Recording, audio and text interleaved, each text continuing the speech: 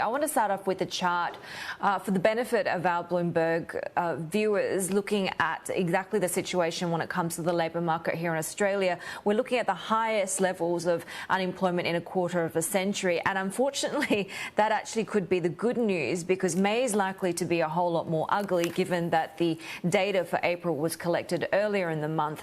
I suppose the question going forward is, we know that in situations like this, a lot of those jobs that have been lost won't ever be regained again. So in terms of the data that you're seeing, do you expect an improvement? How long does this downturn potentially last?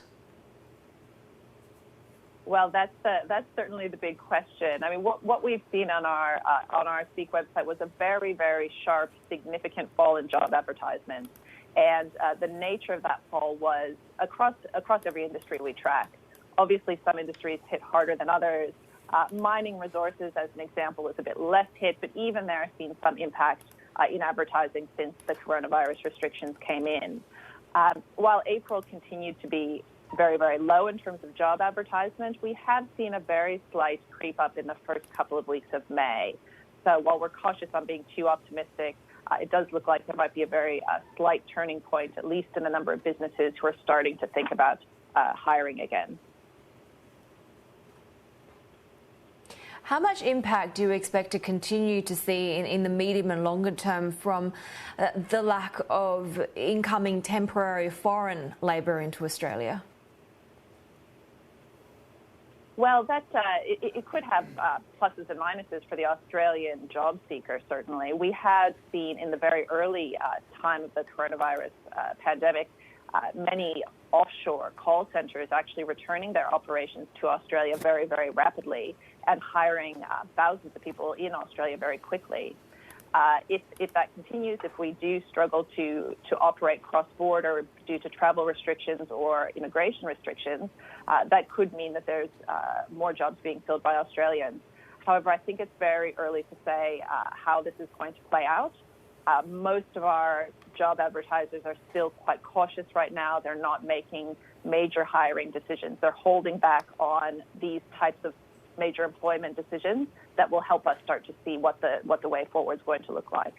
You have a presence in about 18 countries or so. What are you seeing in terms of geography? Because here in the U.S., we've already seen millions of job losses, around 30 million in the 7 weeks since the pandemic. So when you're seeing the movements of people around the world, are there any trends in particular that stand out?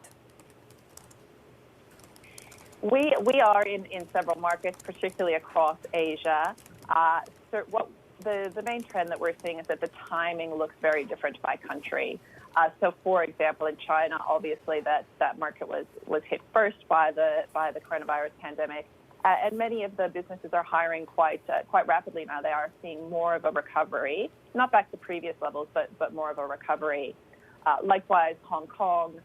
Restrictions are starting to lift more there than we're seeing in Australia, whereas other countries, for example, Singapore, is a bit up and down, along with the restrictions being changed and evolving as the health situation changes.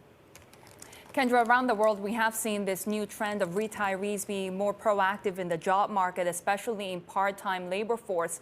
We have seen the coronavirus pandemic take a disproportionate toll on the elderly population.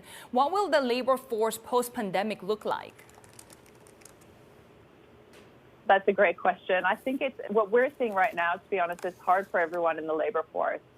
With the number of job ads down so significantly, but yet more job seekers coming onto the market, it's extremely competitive for job seekers in every industry and with every age group or education background.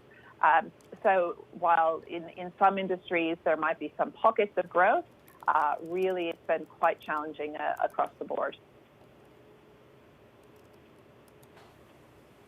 What more do you expect or think that the government, in terms of the policy side, should do to be able to encourage a rejuvenation and retainment of the jobs that haven't been lost so far? Well, in Australia, we've had the JobKeeper program, which aims to help businesses hold on to their staff and team as long as they possibly can. We've certainly seen that have an impact. I think that's likely to be quite a successful program in terms of keeping jobs open. But again, the timing, a lot depends on the timing of how the health situation goes and how the economic restrictions then open up or don't open up.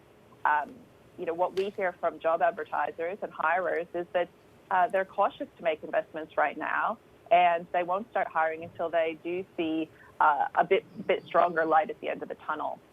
And how fast that light strengthens and brightens and grows really it depends so much on the health situation in the particular market.